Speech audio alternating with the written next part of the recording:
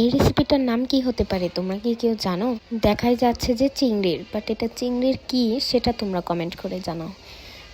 এই রেসিপিটি নিয়ে থাকছে আমার আজকের ভিডিও। দেখতেই পাচ্ছ আমি চিংড়ি নিয়ে নিয়েছি।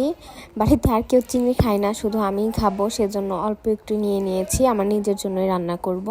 এখানে আমি সব রকমের মশলা দিয়ে তেলে ভেজে নিচ্ছিলাম, আর চিংড়িটাও ভেজে নিয়েছিলাম, ওটা স্ক্রিনে আনতে মনে ছিল না।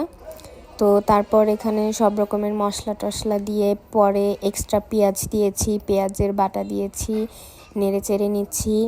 একটু তেল শর্ট পড়েছিল, পরে আবার একটু তেল দিয়ে নিয়েছি। এগুলো স্ক্রিনে তেমন একটা অ্যাড করা হয়নি, মানে আমি নিজের জন্য করছিলাম, তো ভাবছিলাম যে এটা ভিডিও করব না, পরে আবার মনে হলো যে না, তো তোমাদের সাথে শেয়ার করা উচিত। এর মধ্যে আমি দুধ দিয়ে দিয়েছিলাম, দুধটা অনেকক্ষণ জাল করতে হবে।